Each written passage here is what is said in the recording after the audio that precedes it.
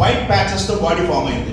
White ప్యాచెస్తో body form అయితే అప్పుడు Charles Darwin ఏం పిలిచాడంటే ఇట్ ఈస్ మాన్స్ట్రోసైటిస్ అన్నాడు. వాటిని ఆ చేంజెస్ నేమ్ ఈ కాల్ ఇట్ స్పోర్ట్స్, SPORTS అన్నాడు, స్పోర్ట్స్ అన్నాడు, మాన్స్ట్రోసైటిస్ అని పిలిచాడు. Why? Because is not having, he is having knowledge of evolution, is the father of evolution, but how this evolution is carrying on forward is because of genes. In the latter stages we got an idea that it is because of genes. Then he proposed a theory called pangenesis అన్నాడు. Pangenesis theory is also proposed by Charles Darwin. Pangenesis అంటే ఆయన ఏం చెప్పాడంటే జెన్యూల్స్ అంటారు వాటిని, అంటే జన్యు పదార్థాలు లాంటివి. he didn't say that they are genes, they are called as pangenes. ఆ పాన్జిన్స్ అనేటువంటి రిప్రొడక్టివ్ ఆర్గాన్స్ ద్వారా ట్రాన్స్మిటెడ్ టు ది నెక్స్ట్ అంటే ఆఫ్ స్ప్రింగ్కి వెళ్ళడం వల్ల. ఫర్ ఎగ్జాంపుల్ మనకు తెలుసు కదా, ప్రతి కణంలో మనకి ఫర్ ఎగ్జాంపుల్ వీసే మన క్రోమోజోమ్స్ ఉంటాయి కదా, క్రోమోజోమ్స్ 23 బ్రేస్ క్రోమోజోమ్స్ ఉంటాయి. ఒక్క గ్యామిట్స్లో మాత్రము రిడక్షన్ కండిషన్లో ఉంటాయి, ఓన్లీ హాఫ్ ఉంటాయి. Gametes, male gamete female gamete fuse అయ్యి మనకి డిప్లాయిడ్ జైగోట్ ఫామ్ అవుతుంది, ఆల్ నో దట్. సో ప్రతి కణంలో కూడా ఈ క్రోమోజోమ్స్ ఉంటాయి. కాబట్టి ఏం చెప్పాడంటే ఈ ప్యాంజీన్ ఈ వ్యక్తిలో కాలు పొడవుగా ఉంది అంటే ఆ జీన్ వల్ల ఆ కాలు పొడవుగా వచ్చింది, ప్యాంజీన్ వల్ల వచ్చింది. వైట్గా ఉన్నాడంటే కారణం ఆ ప్యాంజీన్ వల్ల వైట్గా ఉన్నాడు అంటే ప్రతి కణంతో వెళ్తుందని చెప్పడం జరిగింది తప్ప he didn't have clear knowledge, he don't know about అంటే మనకి ఎలా ఏంటంటే we know that the DNA molecule, they don't know the DNA. The DNA లో polynucleotides ఉంటాయి. There is an amino acid sequence is the triplet codon అంటాం, triplet codon. In amino acids means in the DNA molecule we have the triplet codon. In the double helical structure if you take a single helic and we find ATG ఉంది, adenine, thymine and guanine ఉంది, ACG ఉంది. So ACG GAC అని ఉంది for example, it is triplet codon. For example ఇక్కడ చూస్తే ATG అనే triplet codon ఒక amino acid synthesis చేస్తుంది, GCA ఒక అమైనో యాసిడ్ సింథసిస్ చేస్తుంది. ఈ అమైనో యాసిడ్స్ అన్నింటినీ కలిపి ఒక పాలీపెప్టైడ్ చైన్ అంటాం, it's called as polypeptide chain.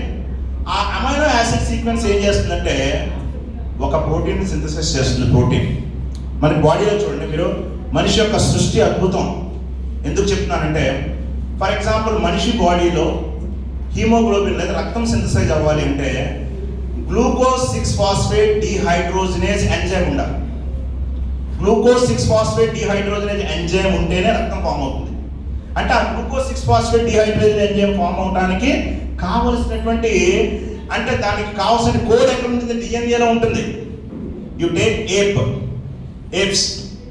Apes తీసుకున్నాం, లేదా మనం అన్నాం ఏప్స్ నుంచి మనిషి పుట్టాడు, గొరిల్లా తీసుకున్నాం అంటే మనకి చూడండి హీమోగ్లోబిన్ స్ట్రక్చర్ తీసుకున్నాం. హీమోగ్లోబిన్ స్ట్రక్చర్లో ఆల్ఫా చైన్ బీటా చైన్ ఉంటుంది. అంటే బీటా చైన్ తీసుకుంటే అక్కడ valine is replaced by glutamic acid. Valine అనేటువంటి అమైనో యాసిడ్ బదులు అక్కడ గ్లూటామిక్ యాసిడ్ ఫామ్ అయింది అనుకోండి, డిఎన్ఏ మాలిక్యూల్లో వాలిన్ బదులు గ్లూటామిక్ యాసిడ్ ఫామ్ అయితే ఏమవుతుందంటే ఆ ఆర్బీసీ సికిల్ సెల్లోకి అయిపోతుంది. సికిల్ సెల్ అనీమియా వ్యాధి వస్తుంది, సికిల్ సెల్ అనీమియా. అంటే ఇక్కడ ఎంత మైన్యూట్గా ఉంటుందంటే determination, one amino acid will determine the formation of RBC. ఇది ఎందుకు చెప్తున్నానంటే human blood formation and gorilla blood formation తీసుకుంటే రెండిటికి కూడా హ్యూమన్ బ్లడ్ ఫార్మేషన్లో ఒకే ఒక అమైనో యాసిడ్ డిఫరెన్స్ ఉందంట. అందుకే అంత క్లోజ్గా రిలేటెడ్, బయోకెమికల్గా అంత క్లోజ్గా related they are. Because of that only they are closely related. Biochemical evidence of evolution. మనిషి ఎంబ్రియో చూడండి, ఎంబ్రియో పుట్టేటువంటి పిండం ఉంటుంది కదా, అండము అంటాం. అండం చూస్తే ఫస్ట్ చేపాకారంలో ఉంటుందంటండి, తర్వాత ఏమో అది కప్పాకారంలో మారుతుంది, పక్షాకారంలో మారి మనిషి ఆకారంగా మారుతుంది. హృదయం తెలుసు కదా మీకు, హృదయం అనేది రెండు ఫిషెస్లో 2 చాంబర్డ్ ఉంటుంది, రెప్టైల్స్లో 3 చాంబర్డ్ ఉంటుంది. 3 చాంబర్డ్ రెప్టైల్స్, 3 చాంబర్డ్. మనిషిలోకి వచ్చేసరికి ఏమవుతుంది? 4 చాంబర్డ్ హార్ట్గా మారుతుంది. అయితే 4 చాంబర్డ్ కంప్లీట్గా 4 చాంబర్డ్ హార్ట్ 4 గదులు కలిగినట్టు ఉండే మనిషిలో ఉంటుంది. క్రొకడైల్లో కూడా కనిపిస్తుంది మనకు ఇన్ రెప్టైల్స్. అంటే ఇక్కడ ఎలాగా 2 చాంబర్డ్ హార్ట్ చేపలో ఉండేటువంటి మనిషి మనిషి యొక్క ఎంబ్రియో పెరిగేటప్పుడు అంటే ఫస్ట్ హృదయం 2 చాంబర్లు కలిగి ఉంటుంది అంటండి, తర్వాత 3 చాంబర్లుగా మారుతుంది, తర్వాత 4 గదులుగా మారుతుంది, పుట్టే టైంకి 4 గదులుగా మారుతుంది. అంటే ఏం చేస్తుంది ఇక్కడ, నేను చేప నుంచే పుట్టాను అని తన పూర్వీకుని చూపిస్తుంది, పూర్వీక లక్షణాన్ని ఎదుగుదలలో చూపిస్తుంది. That is called as ontogeny repeats phylogeny. Ernest టికెల్ అనే శాస్త్రవేత్త అంటే మనకి ఒక జీవి దాని జీవిత చక్రంలో దాని పూర్వీక లక్షణాలను చూపించడాన్ని ఆంటోజెనీ రిపీట్స్ ఫైలోజెనీ అని ఎర్నెస్ట్ టికెల్ అనేటువంటి శాస్త్రవేత్త దాన్ని ప్రతిపాదించడం జరిగింది. మీరు చూడండి, ఇప్పుడు ఎలా ఉందంటే, మరొకప్పుడు బెల్ బాటమ్ ప్యాంట్స్ వేసుకునేవారు చిన్నప్పుడు, చూస్తే ఎన్టీఆర్లో వేస్తున్నాడు ఏంటి అనుకునేవారు. ఇప్పుడు అందరూ మళ్ళీ బెల్ బాటమ్ ప్యాంట్స్ వేసేసుకున్నారు. ఏంటంటే మళ్ళీ పాతదాన్ని మళ్ళీ ఫాలో అవుతున్నారు, రిపీట్ అవ్వాలి ఏన్షియంట్ కల్చర్. సో ఈ సృష్టి అనేటువంటిది ఎలా ఉంటుందంటే ఇట్స్ సైక్లిక్ ఫార్మ్. ఇలాగ ఒక జీవి వస్తుంటుంది, ఇంకో జీవి పోతూ ఉంటుంది. అంటే ఏ జోయిక్ ఎరాలో లైఫ్ లేదు, కానీ సైక్యోజోయిక్ era, present era where man is dominant animal, this is called a psychozoic era. ఈరోజు మనిషి సరిగా ఉండకపోతే, మనిషి కొత్త లక్షణాలు ఏర్పరచుకుంటే ఈ మనిషి అంతరించిపోయి వేరే జీవి మన మీద డామినెంట్ యానిమల్ అవ్వచ్చు, మనం అంతరించిపోవచ్చు. No doubt in that. So it may be replace in the geological time scale. We don't know what is going to be happen. మన మనుగడను మనం కాపాడుకోవాల్సిన అవసరం ఎంతైనా ఉంది. అండ్ యాక్చువల్గా we didn't come actually with that evidences of evolution. What I told here, I'm going to say paleontological evidences. మనకి sedimentary rocks లో చూస్తే ఒక్కొక్క లేయర్ లో ఏమేమి ఉన్నాయి, ఏమేమి ఫామ్ అయినాయి అంటే రేడియో ఐసోటోప్ డేటింగ్ మెథడ్ అంటారు. దాన్ని బట్టి ఎన్ని వేల సంవత్సరాల క్రితం అనేది మనం ఐడెంటిఫై చేయొచ్చు. Fossils belongs to which stage. Homologous organs, మన చేతి బోన్ తీసుకున్నా, పక్షి యొక్క చేతి బోన్ తీసుకున్నా, లోపల ఉండేటువంటి 2 బోన్స్ ఒకేలా ఉంటాయి. దట్ ఈస్ ఫిమర్ ఉంటుంది, టిబియా ఫిబ్లా ఉంటుంది, ఇవి ఉంటాయి, అవే ఉంటాయి. కాల్లో తీసుకున్న హ్యూమరస్ ఉంటుంది, లేదా రేడియో అన్నా ఉంటుంది, ఇవే బోన్స్ ఉంటాయి. సో అన్ని హోమోలోగస్ ఆర్గాన్స్ అనేటువంటివి ఎవిడెన్సెస్. అంటే పక్షికి లోపలికి ఎలా ఉంది, మనిషికి ఒకేలా ఉంది, తర్వాత క్యాట్కి ఒకేలా ఉంది. అంటే ఆర్గాన్స్ అంటే హోమోలోగస్, అంటే ఒకదాని నుంచి ఆర్గాన్స్ ఫామ్ అయ్యడానికి ఇది ఒక నిదర్శనం. So this the biochemical evidence where you see here the species amino acid sequence is probably the strongest evidence relationship among organisms. See here species గొరిల్లాకి మనకి ఓన్లీ ఒక అమైనో యాసిడ్ సీక్వెన్స్ మాత్రమే difference ఉంది. అదే lampreys, ఈ lampreys తీసుకున్నాం అనుకోండి, lampreys తీసుకుంటే అది మనం వాటికి ఫ్రాక్స్కి మనకి ఎంత తేడా ఉందంటే 67 amino acids difference is the sequence. So by that we can say that we are evolved from this apes. Embryological evidences. ఫిషెస్లో మొప్పలు ఉంటాయి కదా, గిల్స్. అలా మనం హ్యూమన్ ఎంబ్రియో డెవలప్ అయ్యేటప్పుడు హ్యూమన్ ఎంబ్రియోలో చూస్తే ఇక్కడ ఏవైతే ఉన్నాయి గిల్ స్లిట్స్ అనేటువంటి ఉంటాయి, సెగ్మెంటెడ్ బాడీ. సో ఇవన్నీ కూడా the evidences of evolution, embryological evidences of evolution. So why Charles Darwin is called as father of evolution? Because he proposed after traveling for a long period of 5 years on HMS Beagle. He did various experiments and he came to a conclusion. అంటే he faced different criticisms. అంటే మనిషి దేవుడు సృష్టించలేదు అని చెప్పింది మనం oppose చేయడం చాలా కష్టం. పూర్వ రోజుల్లో ఏం చేశారంటే చాలా పనిష్మెంట్స్ ఉండేవి. మనం దేవుడిని నమ్మకపోతే మనం ప్రపంచంలో ఏంటంటే ఈ ప్రపంచం దేవుడి ఆధారంగా నడుస్తుంది, దైవం నడిపిస్తుంది అనేటువంటి రోజుల్లో ఈయనంటే దేవుడు ఈ ప్రపంచాన్ని సృష్టించలేదు, ఈ ప్రపంచాన్ని ప్రకృతి శాసిస్తుందని చెప్పి చార్లెస్ డార్విన్ థియరీ ప్రపోజ్ చేయడం. Many people opposed his theory, but in spite of that he came with the natural selection theory doing lot of experiments. So Linnaeus Society London in 1958 he submitted the Origin of Species publication, so that he got he is considered as father of evolution in 1859. So Charles Darwin's other how man have been evolved according to plants, right? Very well. So first human fossil అనేటువంటిది అంటే అసలు మనిషి ఎలా ఏర్పడ్డాడు, ఎందుకు ఏర్పడ్డాడు మనకు తెలుసు కదా. ఆది మానవుడు చెట్లపై నివసించేవాడు అన్నారు. చెట్లపై నివసించేవాడు ట్రైయోపిథెకస్. అంటే ఇన్ జావాలో మనకి ఫస్ట్ మనకి ఇండోనేషియాలో ఫస్ట్ ఫాజిల్ అనేటువంటి ఫైండ్ అవుట్ చేయడం జరిగింది. హ్యూమన్ ఫాజిల్ ఫైండ్ అవుట్ చేయడం జరిగింది. అయితే చెట్ల పైన నివసించేటువంటి మనిషి సడన్ గా ఏంటంటే the arid climate conditions, sudden గా అట్మాస్ఫియర్ మారడం వల్ల చెట్లు అనేటువంటివి డిసపేర్ అయ్యి గ్రాస్ ల్యాండ్ అనేటువంటి ఫామ్ అయిన తర్వాత మనిషి నేల మీదకి దిగి నడవడం మొదలుపెట్టిన తర్వాత ఆటోమేటిక్గా ఏంటంటే the body gradually stretched and he transform into homo erectus and how the human beings have been formed. See, ఇక్కడ factors responsible for evolution of human is increased aridity of climate, second building of forests and replacement by grasslands, and third one is reduction of number of trees. I already told you. So these are the different stages of human evolution. So Dryopithecus, it also called as Ardhipithecus, and second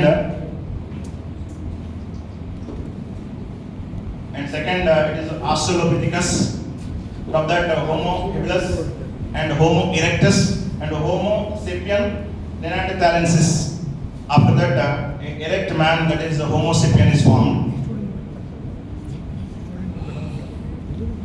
So all the animals and a common ancestry for primate, they are already mammals are evolved from అంటే main మనిషి అనేటువంటి దేని నుంచి ఆవిర్భవించారంటే primates నుంచి ఆవిర్భవించడం జరిగింది. So common ancestry for monkeys and man was shared commonly. And how man have been evolved, so increase in size of the brain and he used the four limbs. నిన్న నాగేశ్వరరావు గారు చెప్పినట్టుగా ఈ చేతిని ఉపయోగించడం. తర్వాత ఏంటంటే ఈ developed language and intelligence have been gradually expanded. So here is the Dryopithecus man, where I have showed వాళ్ళ చేతులు కాళ్ళు సమానంగా ఉండేవండి. ఈక్వల్ ఒక ఏప్ లాగా ఉండేవి చేతులు కాళ్ళు. అంటే మెదడు ఈ ఐబ్రోస్ అనేటువంటి ఆప్షన్, ఐబ్రోస్ కళ్ళు సెపరేట్ చేయబడి ఉండేవి కాదు. ఈ జా అనేటువంటిది బాగా ముందుకు ఎక్స్టెండ్ అయి ఉండేది. అండ్ కెనైన్స్, ఈ దంతాలు కెనైన్స్ అనేటువంటి బాగా అభివృద్ధి చెంది ఉండేవి. అవి ఇతర జంతువుల పైన ఆధారపడి ఉండేవాడు.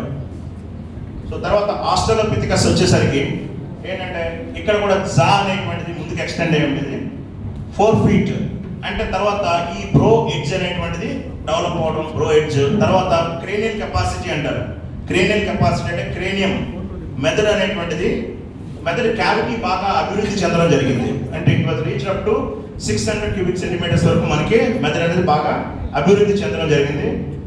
కెనైన్స్ మన మ్యాన్ లైక్ అంటే అక్కడి నుంచి ఏమైందంటే ఈ టీత్ అనేటువంటివి పైన ఏవైతే మనకి యానిమల్లో ఉన్నాయి కెనైన్స్, ఈ దంతాలు అనేటువంటివి ఏంటంటే కొంతకాలం అనేటువంటి బాగా రెడ్యూస్ అయ్యి బాగా తగ్గి then he started depending upon plants. Homo erectus, ఈ size is up to 150 centimeters and prominent eyebrows అనేవి ప్రామినెంట్గా ఉండేవి. Jaws are prognathous and cranial capacity, brain capacity 600 నుంచి 900 cc డెవలప్ అయింది. తర్వాత ఏంటంటే ఇక్కడ హోమోసెపియన్స్ వచ్చేసరికి ఏంటంటే స్కల్ బోన్స్ డెవలప్ అవ్వడం, 1.6 meters వరకు హైట్ పెరగడం. తర్వాత లోవర్ ద మజిల్స్ అనేటువంటి బాగా అభివృద్ధి చెంది బ్రెయిన్ కెపాసిటీ మనకి 450 cc వరకు బ్రెయిన్ కెపాసిటీ పెరగడం. హోమోసెపియన్స్ ఫైనల్లీ హోమోసెపియన్స్ ఇలాగా 2500 years ago the man was formed, where first man ఏంటంటే మనకి ఎక్కడ they are found in around Caspian Sea in Africa and Malaysia. వాళ్ళని ఏమని పిలిచేవారంటే they are called as negroids and first negroid 2500 years ago negroids they are called as. తర్వాత ఏంటంటే cascades అనేటువంటి cascasians ఏంటంటే they are found in Europe and North America, and Mongolics they are found in China, Siberia and Japan. అంటే వాళ్ళు ఏంటి ప్లాంట్స్ని cultivate అభివృద్ధి చేయడం, ప్లాంట్స్ని develop చేయడం, కల్టివేషన్ మొదలు పెట్టడం జరిగింది. హోమోసెపియన్స్ అప్రైట్ వాకింగ్, టూల్స్ తయారు చేయడం, ఇవన్నీ కూడా మనిషి తర్వాత స్టేజ్లో అవన్నీ డెవలప్ చేయడం జరిగింది.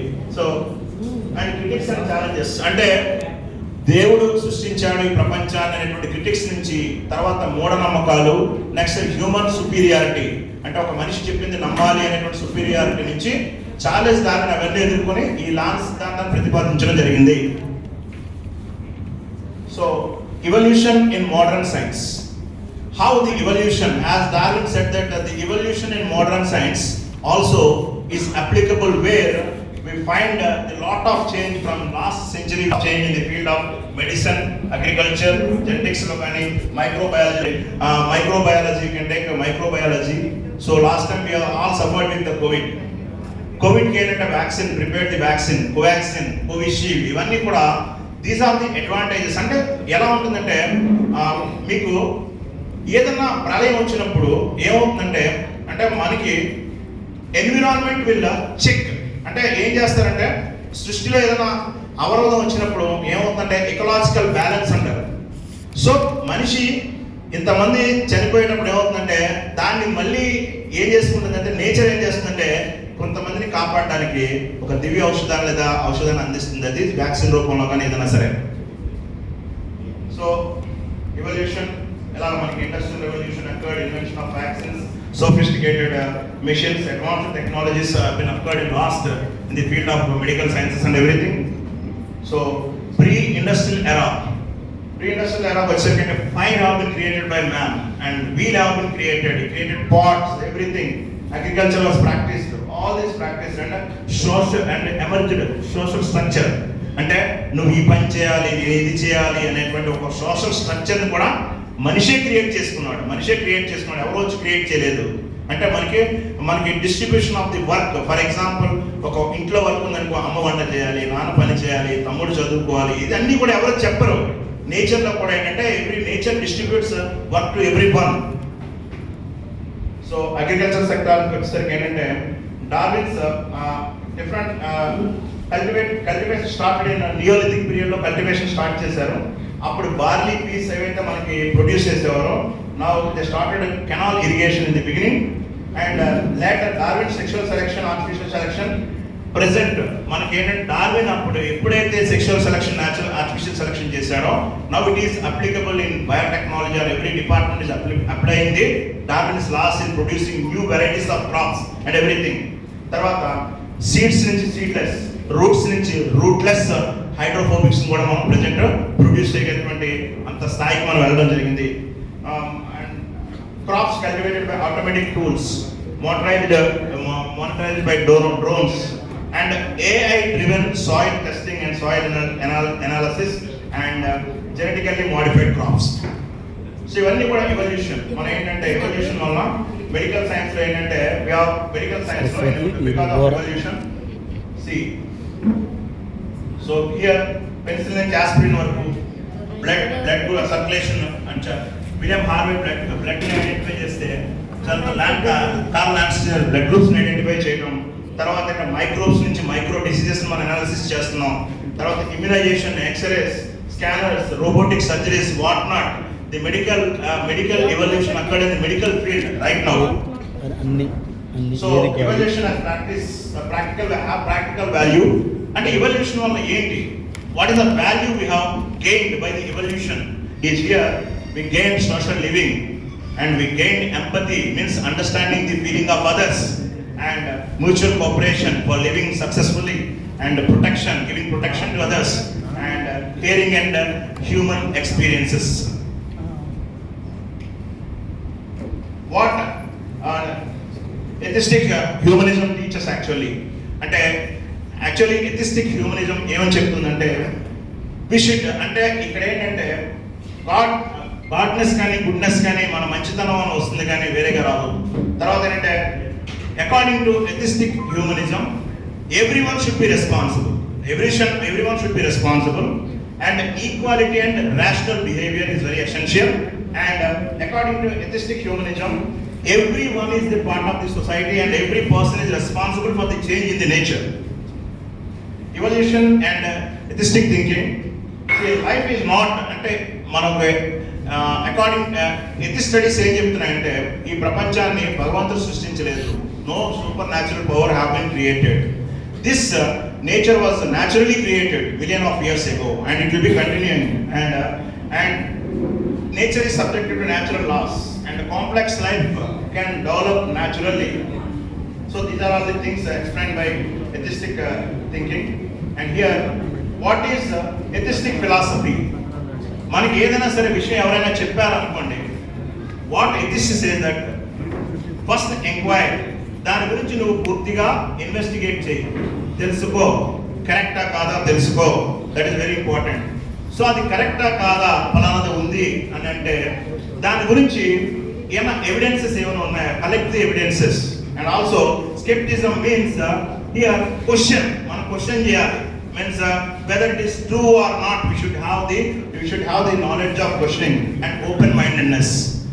ఇతర అభిప్రాయాలను కూడా మనం యాక్సెప్ట్ చేయడం, మన అభిప్రాయాలు వాళ్ళకి ఎక్స్ప్లెయిన్ చేసి వాట్ ఈస్ ట్రూత్ అనేది చెప్పడం అనేది main important philosophy of ethics.